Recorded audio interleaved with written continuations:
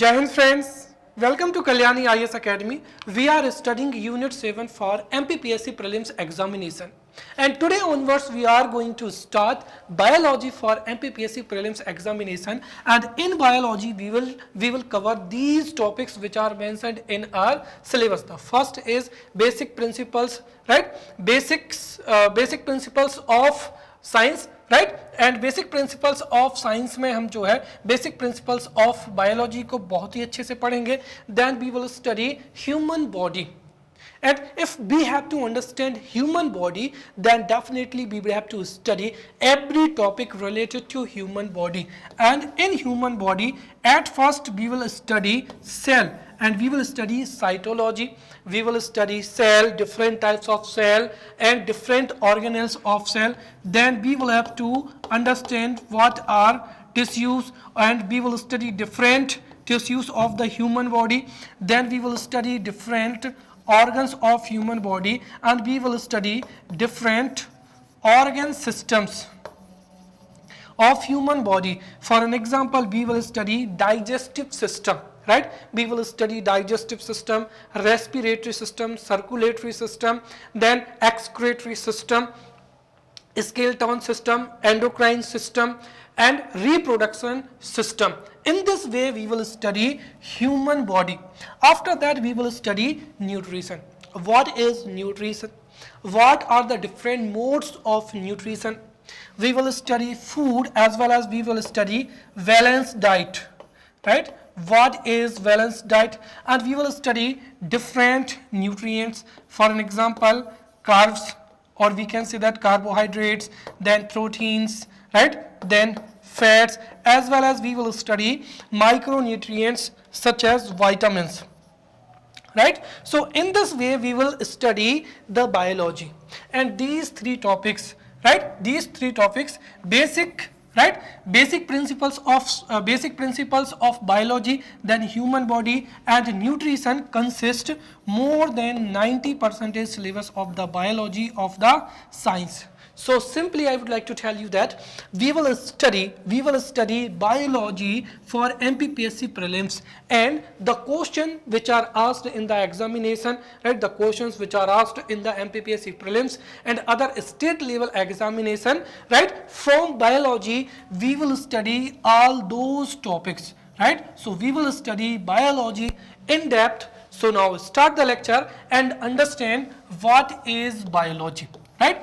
And in biology, the first topic is structure and functions of the cell. Right? So in this lecture, we will study structure and functions of cell. Now start the lecture and understand what is biology. See, biology is the branch of science under which all living organisms are studied in details. To understand the biology properly, we need to understand what are living organisms and what are non-living organisms. Because if you don't know what are living organisms and what are non-living organisms, तो फिर आपको समझने में जो है थोड़ी बहुत difficulty होगी. Therefore, at first we will understand what are living organisms. Or in other words, I can say that what are the difference between living organism and non-living organisms, or we can say that characteristics of living organisms, so that you could understand कि जो living organisms है उनके characteristics कौन-कौन से होते हैं, right? So let's study the characteristics of living organisms. The first is reproduction. What is reproduction? The ability of living organisms to give birth similar offsprings, right, is known as reproduction, right? और जो जितने भी living organisms होते हैं उनमें से जो male और female living organisms हैं वो अपनी ही similar offsprings को reproduce कर सकते हैं, whereas जो non living से, for an example this marker, right, and this is remote, right? These two items cannot reproduce the similar products, right? But जो लिविंग ऑर्गेनिजम्स हैं, चाहे वो प्लांट्स हो, चाहे एनिमल्स हो, चाहे ह्यूमंस हो, राइट, वो अपने ही जैसे सिमिलर ऑफस्प्रिंग्स को जो है प्रोड्यूस कर सकते हैं या गिव बर्थ कर सकते हैं. और इसी को क्या कहा जाता है, रिप्रोडक्शन कहा जाता है. And this is the main characteristics of the living organism, right.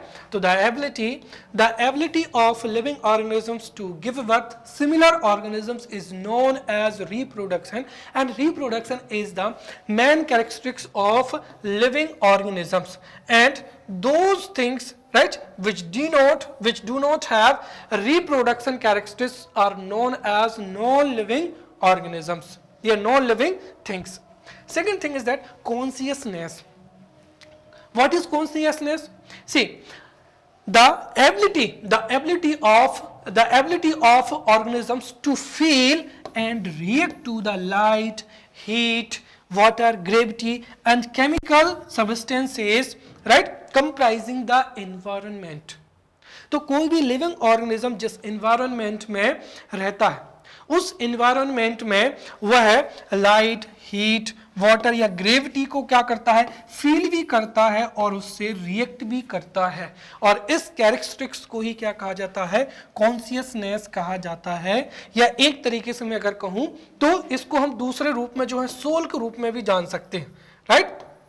जैसे for an example, right, generally sense में मैं आपको बता रहा हूं कि generally if somebody has a soul, तो वो क्या होगा, if somebody has a soul, और जब तक हमारे अंदर सोल होती है, कॉन्शियसनेस होती है, right, we feel and react to our external environment.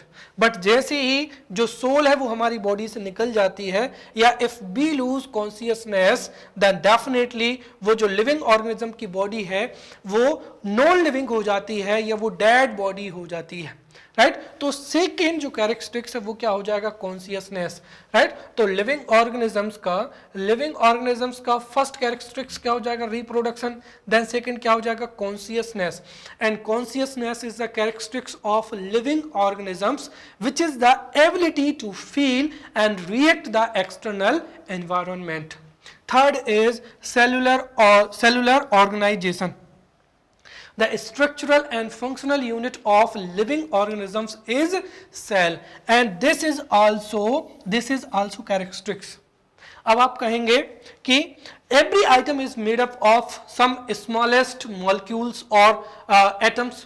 What is the big thing? The big thing is that cell is living entity, right? And through cell division,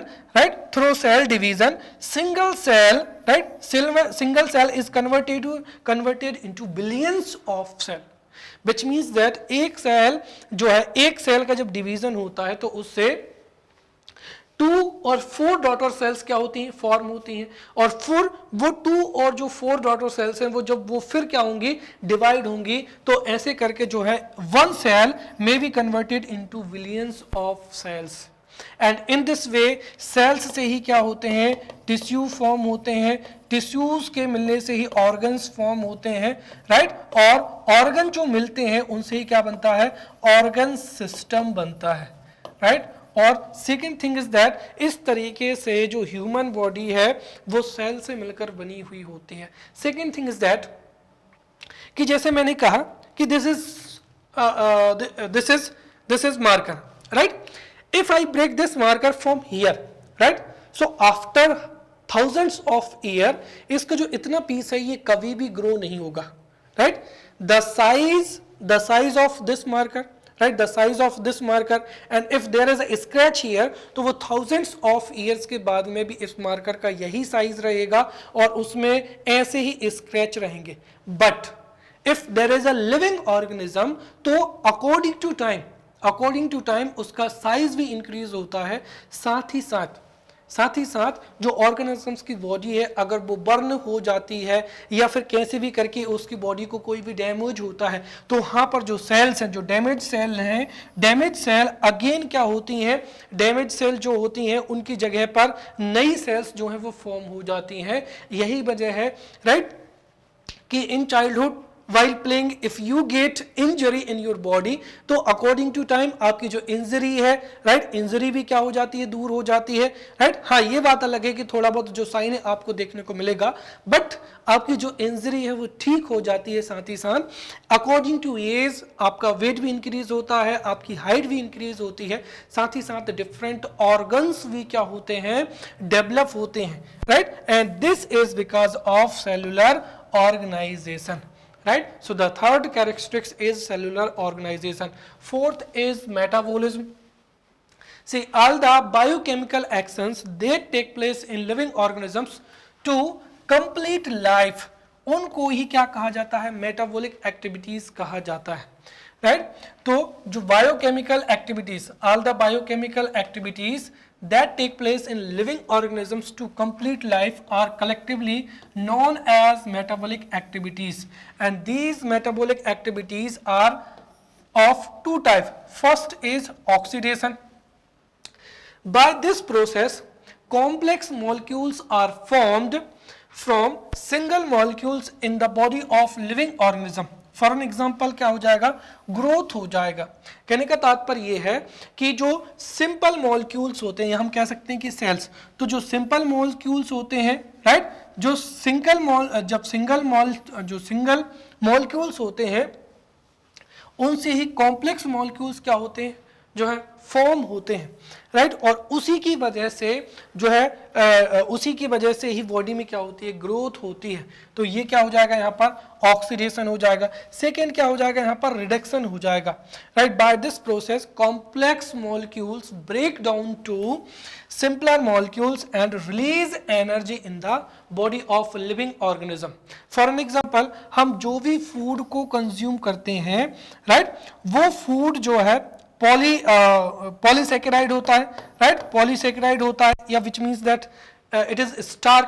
तो whatever be consume, the food is polysaccharide और in the form of starch, and the starch is not used by our cells, therefore the polysaccharide is converted into disaccharide, right, and later this disaccharide is converted into monosaccharide, and monosaccharide which means glucose, and glucose is the fuel for the production of energy in our human body, right. So in this way the reduction and oxidation takes place in our human body in the form of metabolism, right. And fifth is growth.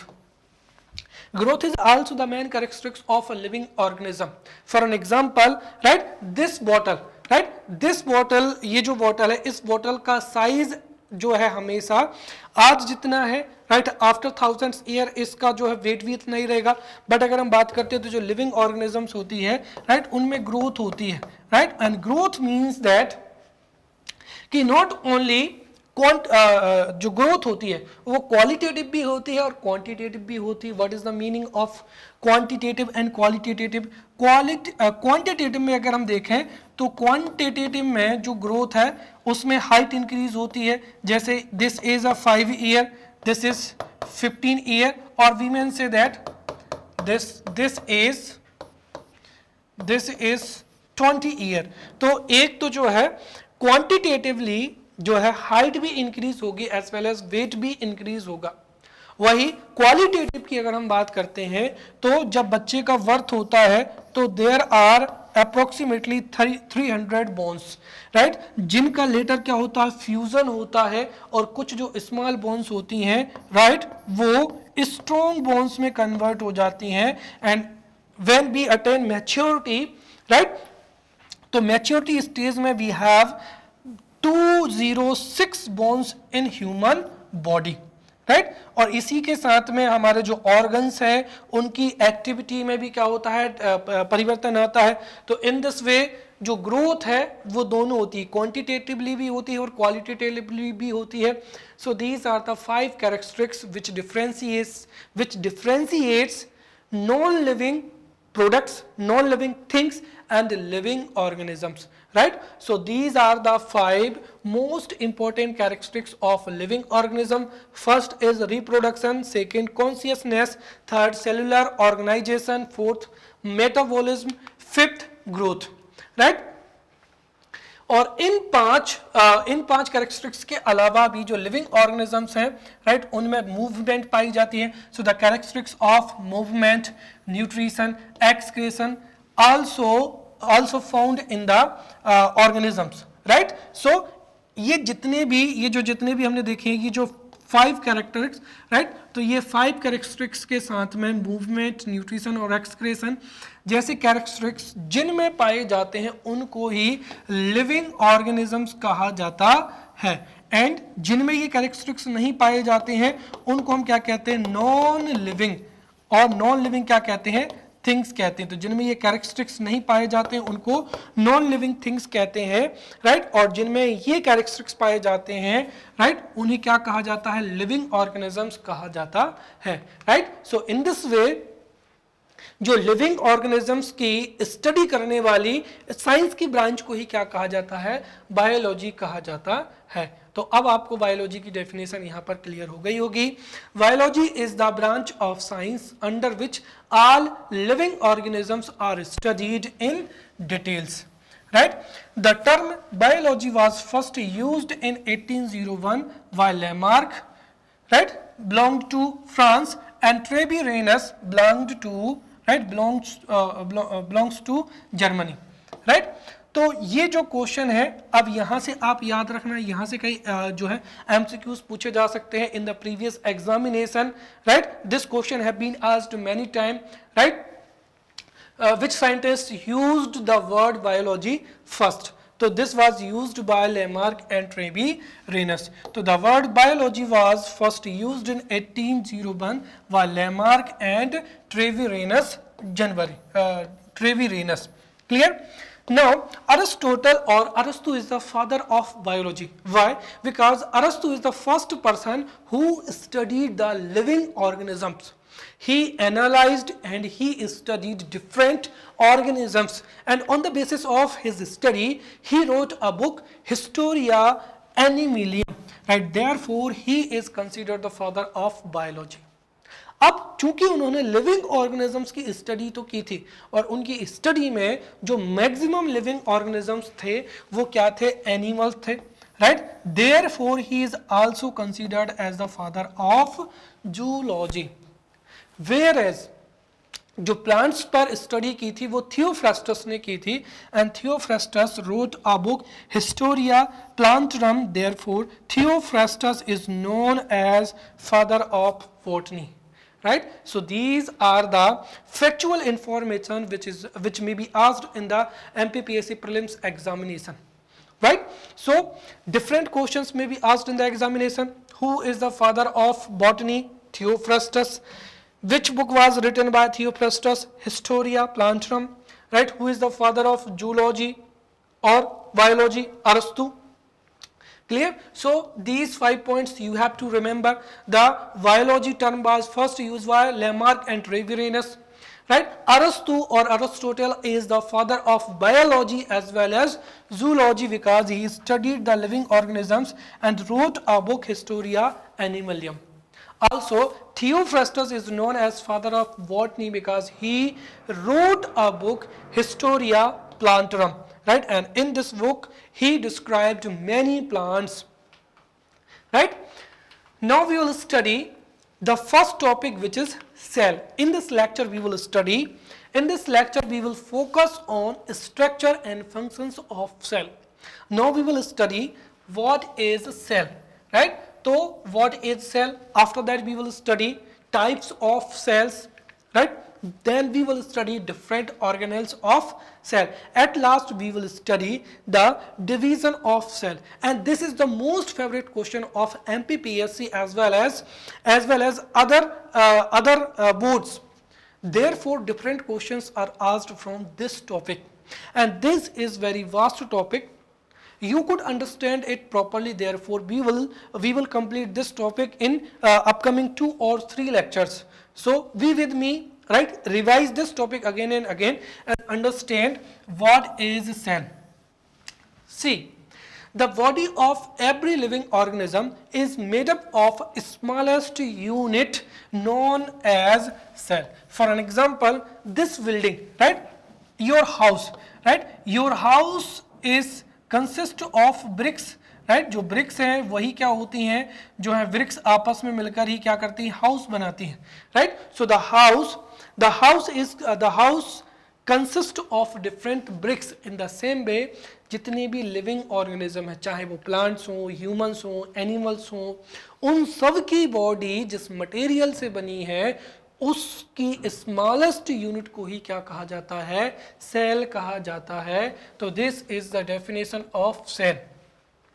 The body of every living organism is made up of a smallest unit called cell, and cell is the basic structural as well as functional unit of living organisms.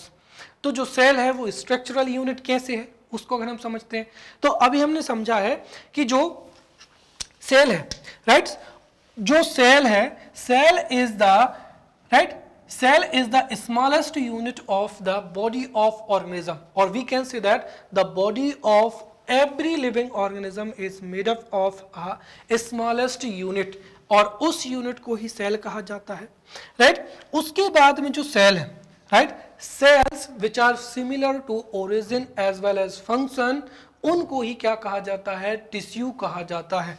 या हम कह सकते हैं कि sales जो कि functions में और ओरिजिन में सिमिलर होती हैं उनसे ही टिश्यूज फॉर्म होते हैं, राइट. और टिश्यूज जो कि ओरिजिन में और फंक्शन में सेम होते हैं उनसे ऑर्गन्स क्या होते हैं, फॉर्म होते हैं. ऑर्गन्स जैसे हो जाएगा लीवर हो जाएगा, आइस हो जाएगा, ह्यूमन ब्रेन हो जाएगा, किडनी हो जाएगी. फिर ऑर्गन्स जो different group of different organs which perform a specific function, उसको ही क्या कहा जाता है, ऑर्गन सिस्टम कहा जाता है. For an example digestive system, circulatory system, respiratory system, right, excretory system, right, then skeletal system, nerve system, etcetera etcetera. और इन्हीं जो ऑर्गन सिस्टम्स होते हैं, जब डाइजेस्टिव सिस्टम को, नर्व सिस्टम को, जितने भी सिस्टम्स हैं, अगर वो ग्रुप में आ जाएं तो उनसे ही क्या फॉर्म होता है, उनसे ही ऑर्गेनिज्म की बॉडी क्या हो जाती है, फॉर्म हो जाती है. तो इस तरीके से अगर हम देखें तो जो टिश्यूज हैं, राइट, सेल्स मिलकर या सेल्स से ही क्या बनते हैं, टिश्यूज बनते हैं, टिश्यूज से क्या बनते हैं, ऑर्गन्स बनते हैं, right. Organs form organ systems and organ systems form organisms. Therefore cell is a structural unit. Also there are different organelles in cell, और जो different cell organelles होते हैं वो different functions को क्या करते हैं, perform करते हैं. जैसे किसी लिक्विड को एक्सक्रीट करना, या जो लार्ज पार्टिकल्स है उनको स्मॉल पार्टिकल में तोड़ना, जैसे डाइजेस्टिव सिस्टम में होता है, राइट. या फिर जो फ्लड है, फॉर एन एग्जांपल ऑक्सीजन है, ब्लड है, उसको एक पार्ट से दूसरे पार्ट तक ले जाना, इन सब में जो सेल है वो इंपॉर्टेंट रोल प्ले करती है. Therefore cell is the functional unit of human body, right. So now you have understood the cell is the basic structural as well as functional unit of organisms. Also cells usually have ability to reproduce, और यही मैंने आपको थोड़ी देर पहले बताया था कि जो सेल हैं उनमें क्या होता है, सेल डिवीजन होता है. तो through the process of cell division, right, cells are converted, one cell may be converted into billions of cells. इसी वजह से हम कह सकते हैं कि the cell have ability to reproduce, और जो जितनी भी बायोलॉजिकल एक्टिविटीज होती हैं वो सेल में ही होती हैं, राइट. और जो सेल की स्टडी होती है वो किस में होती है, साइटोलॉजी में होती है. तो इस तरीके से यहाँ से 2-3 जो है ऑब्जेक्टिव्स पूछे जा सकते हैं, जैसे the science of studying cell is known as cytology. तो ये जो है हमने सेल की जो है बेसिक इंफॉर्मेशन के बारे में यहाँ पर समझ लिया है, राइट. और अगर मैं आपको इस टॉपिक को सम अप करूं तो the body of every living organism is made up of a smallest unit called cell.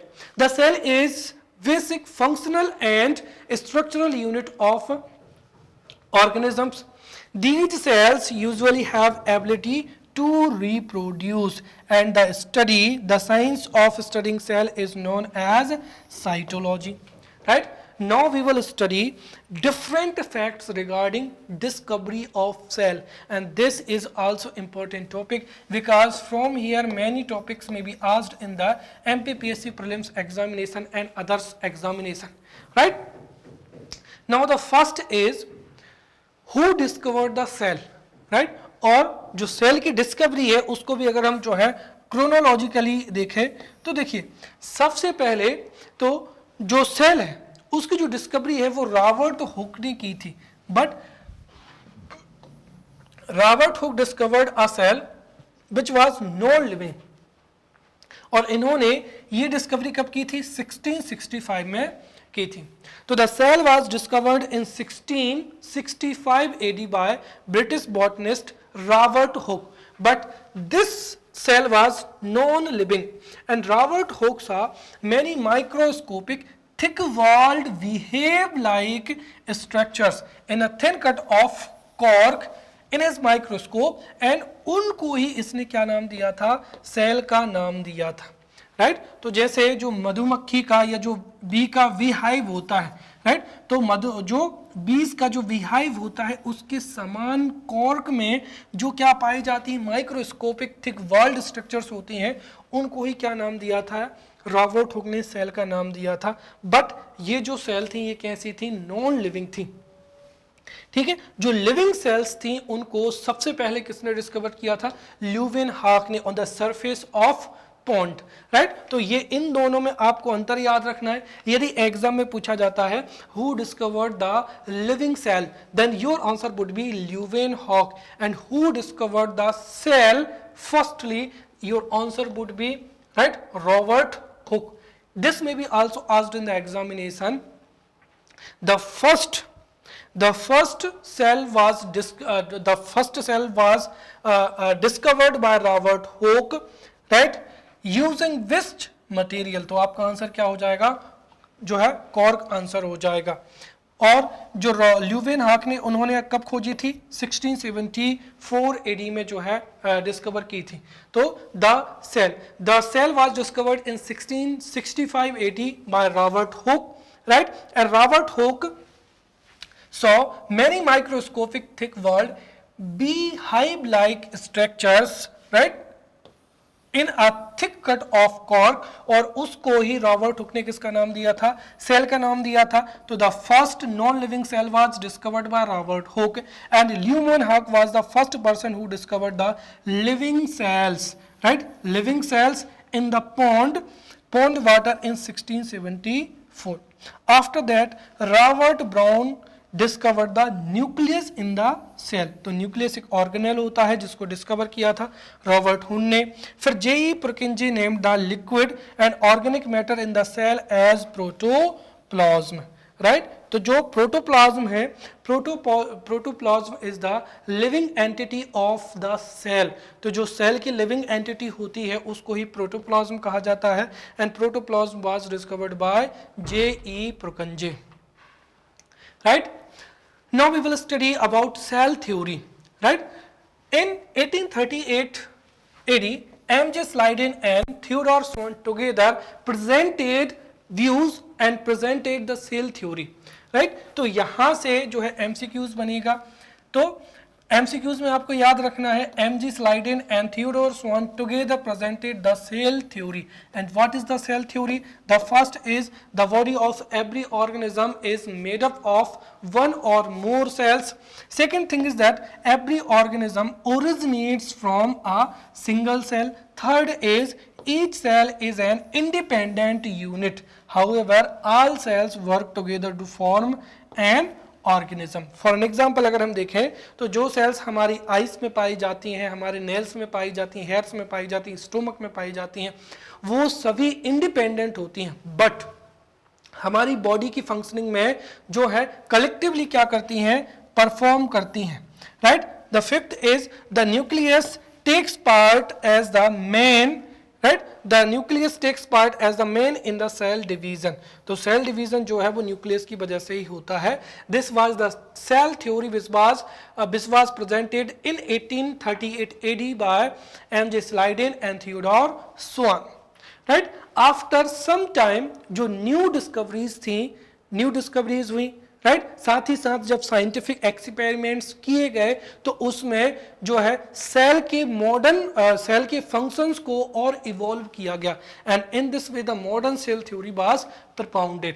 तो remember the conventional cell theory was propounded or presented by M.J. Slyden and Theodore Swan, whereas the modern cell theory was propounded by Rudolf Virchow, and Rudolf Virchow propounded the modern theory as new cells are formed from their preceded cells, which means that अगर आप देखें, if your skin burns from here, your cheek, right, or your palm, तो जहां से आपकी skin burn होगी वहां पर जो न्यू सेल फॉर्म होंगी वो उसी क्वालिटी की होंगी, विच मीन्स दैट अगर आप देखें, right, here is a black skin, here is a white skin, right, if there is injury here, तो यहां पर जो न्यू सेल्स आएंगी वो इसी तरीके की होंगी, ऐसी नहीं होंगी, राइट, ऐसा कभी नहीं होगा कि आपके यहां पर जो है व्हाइट स्किन आ जाए और यहां पर ब्लैक स्किन आ जाए। क्यों? क्योंकि जो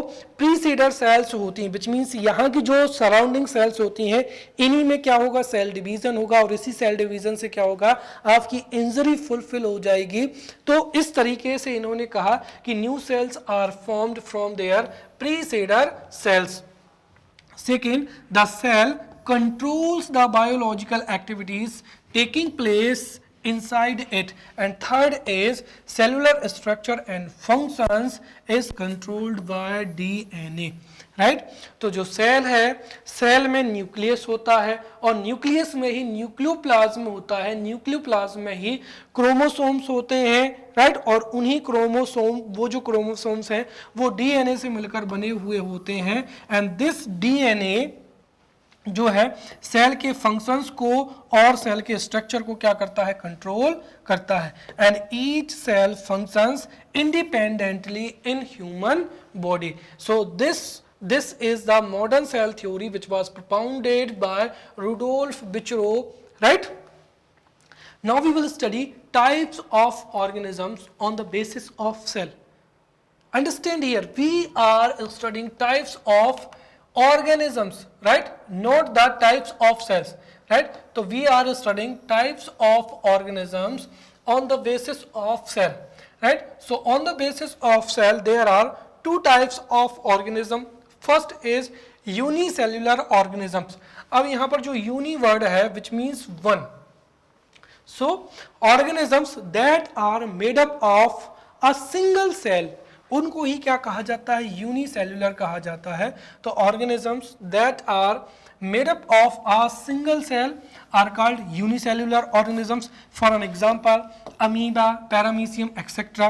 And organisms that consist of more than one cell or thousands of cell, millions of cell, billions of cell are known as multicellular organisms. For an example, plants, animals as well as humans. Now we will study types of cell.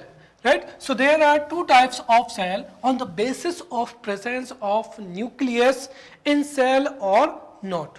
So on the basis of presence of nucleus in a cell, there are two types of cell.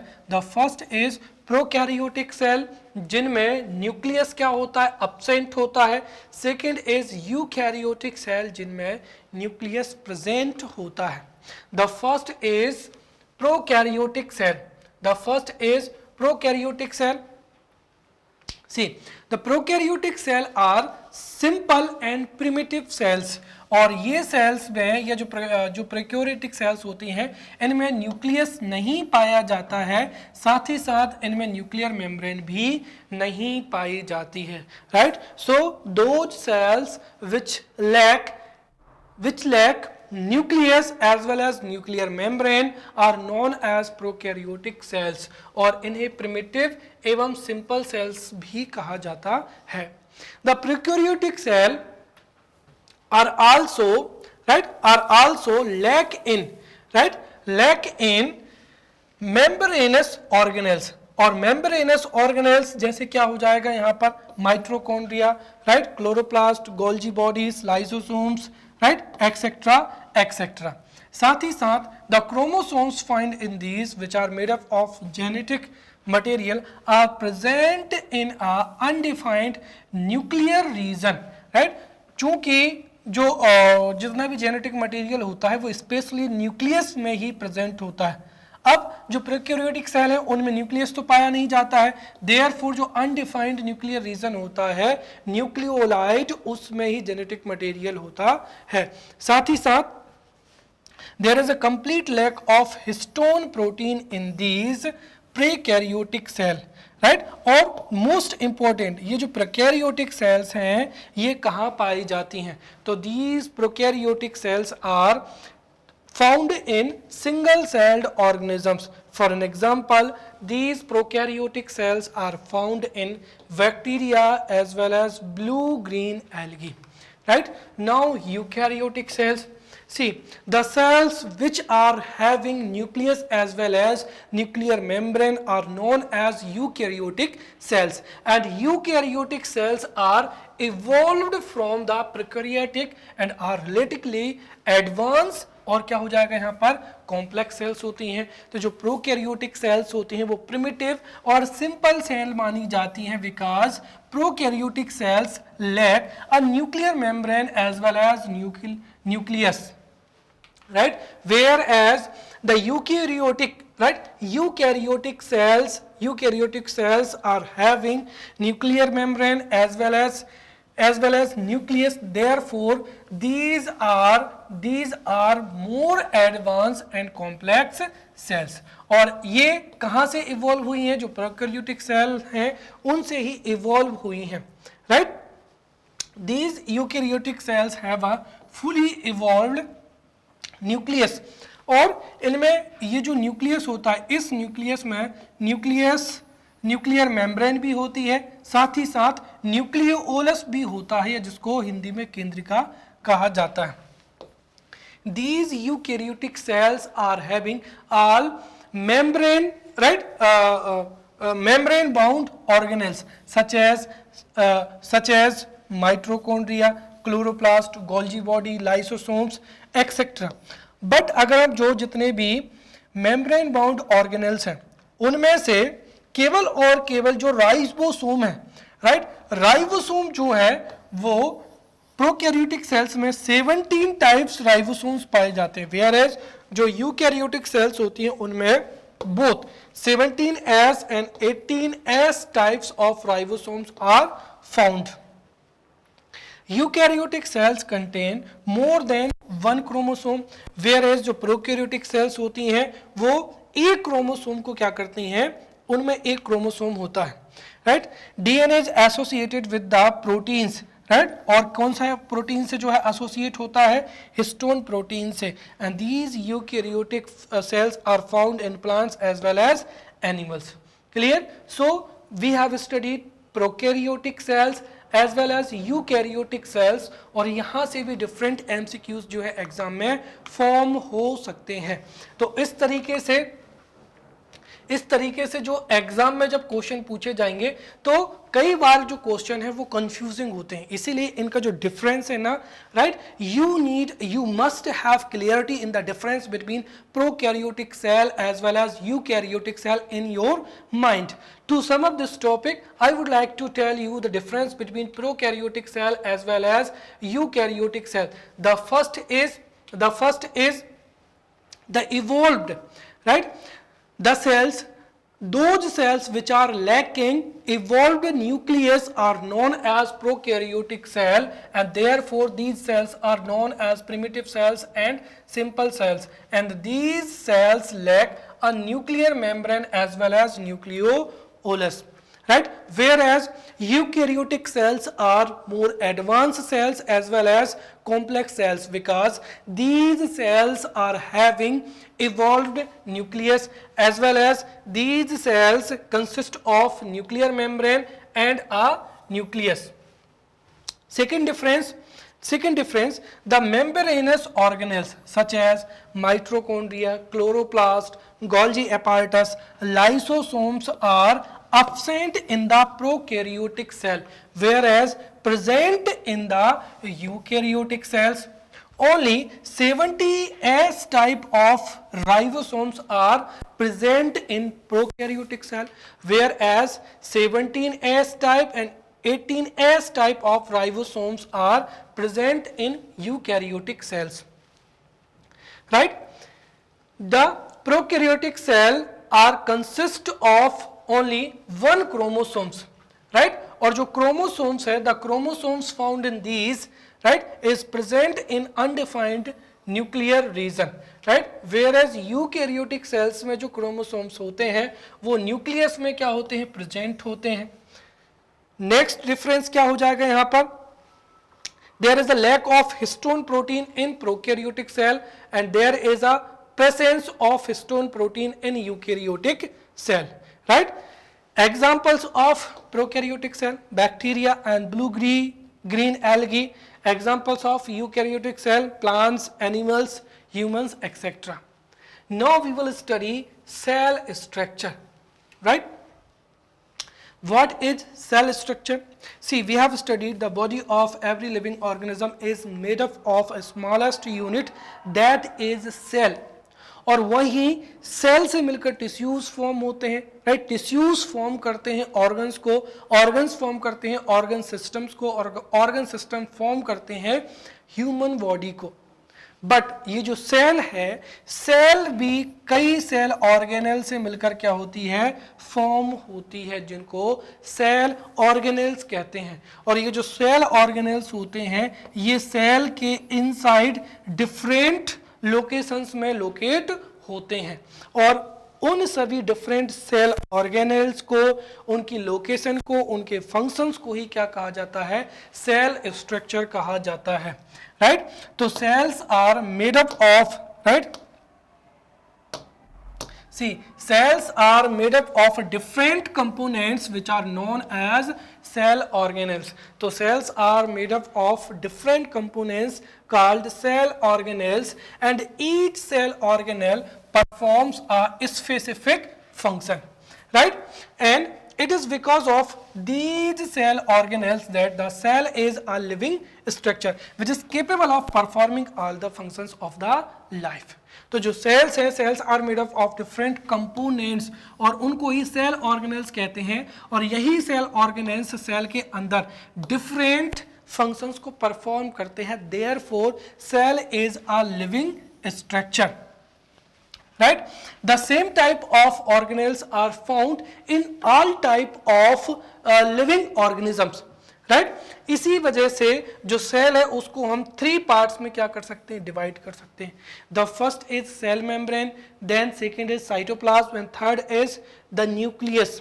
Right? The cytoplasm and nucleus together are called protoplasm, और जिसकी खोज किसने की थी, पुरकिंजे ने की थी. मैंने आपको पहले भी बताया था कि देखिए यहां पर डोंट कंफ्यूज. अगर मैं मान लेता हूं दिस इज सेल, तो सेल के अंदर, right, the living entity inside the cell, the living entity of a cell is known as protoplasm. Right? अब सेल के अंदर जो लिक्विड पाया जाता है उसको क्या कहते हैं, साइटोप्लाज्म कहते हैं. राइट? और फिर जो न्यूक्लियस है, न्यूक्लियस के अंदर जो पाया जाता है उसको न्यूक्लियोप्लाज्म कहते हैं. So this is the difference between nucleoplasm, protoplasm, cytoplasm. तो the cytoplasm and nucleus together are known as protoplasm. Now we will see these 3 parts of the cell one by one. The first is plasma membrane, right, which is also known as cell membrane. So cell membrane, plasma membrane. Second part is cytoplasm, right? Second part क्या हो जाएगा, cytoplasm. And third is nucleus, right? Third is nucleus. Suppose this is a cell, right? This is a cell and this is a nucleus, right? So the organelles which are found inside the nucleus, right? Nucleus वो होते हैं chromatin wave हो जाएगा, chromosomes हो जाएगा, nucleolus हो जाएगा, right. Where as जो न्यूक्लियस है और ये जो न्यूक्लियस है, सॉरी ये जो सेल है, सेल और न्यूक्लियस के बीच में जो लिक्विड पाया जाता है उसको ही कहते हैं cytoplasm, and this is cell membrane. Clear? तो cell membrane is the outer most layer of a cell. तो the outer most layer of the cell is known as cell membrane, right. और जो प्लांट सेल होती हैं उन plant cells में एक thick covering और पाई जाती है, जिसको क्या कहते हैं? सेल वॉल कहते हैं। तो पहली चीज क्लियर हो गई, सेल की बाउंड्री को ही क्या कहा जाता है? सेल मेम्ब्रेन या प्लाज्मा मेम्ब्रेन कहा जाता है। तो the outer most, right, the outermost thin layer is known as cell membrane, right, and the liquid which is found between cell membrane and nucleus is known as cytoplasm, and there are different organelles in this cytoplasm. The first is endoplasmic reticulum, right.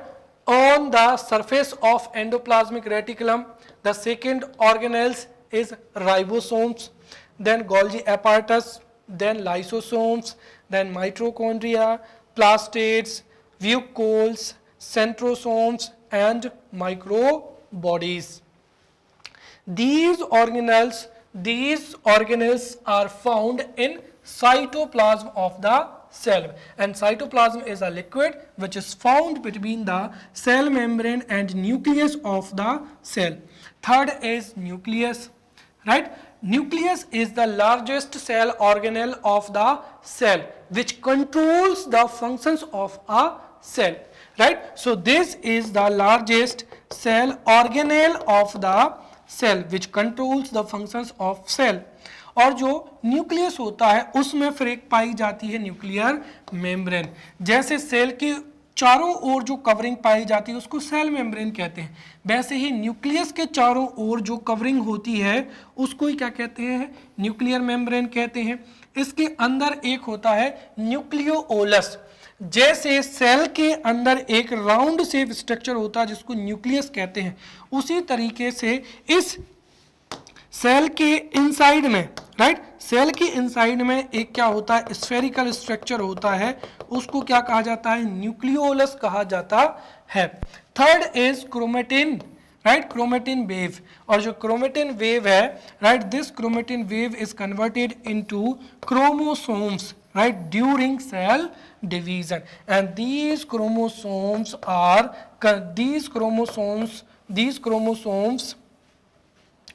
consist of DNA as well as histone protein. 60% is histone protein and 40% is DNA, right? So we have to study DNA as well, and this DNA is consist of different genes, right? So we have to study DNA, gene, chromosomes, chromatin wave, nucleolus, nuclear membrane as well as nucleus in separate lecture, right? In separate lecture we will study the different organelles found in cytoplasm, right? Therefore I think that in this lecture we must study plasma membrane and cell wall, right? So let's study the plasma membrane.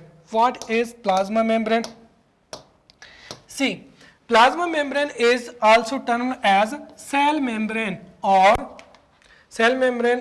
cytoplasmic membrane. So these are the nicknames or other names of plasma membrane, right?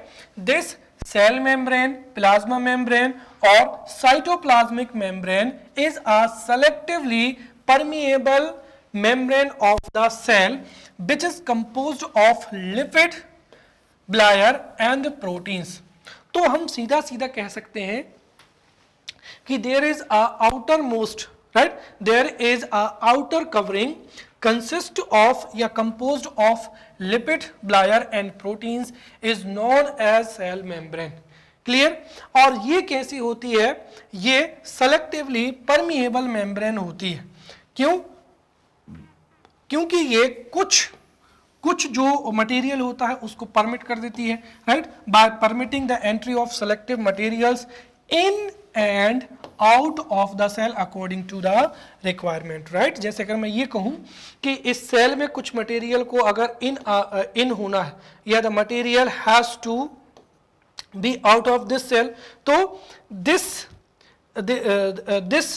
this cell membrane or plasma membrane permits certain amount of materials to in and out of the cell. Therefore, this is also known as selective permeable membrane.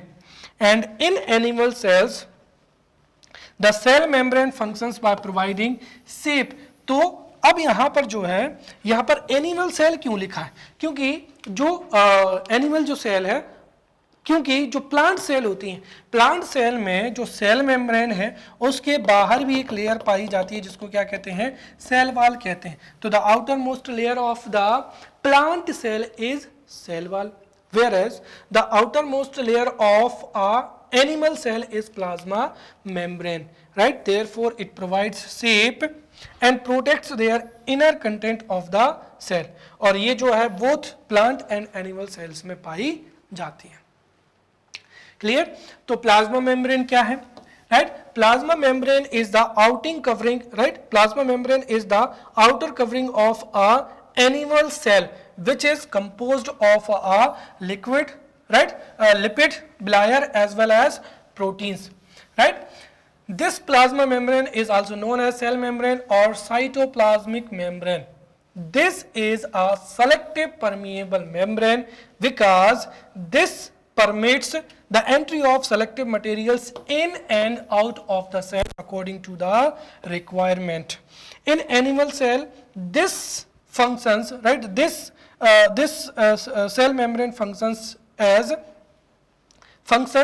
by providing shape and protects the inner content of the cell, right?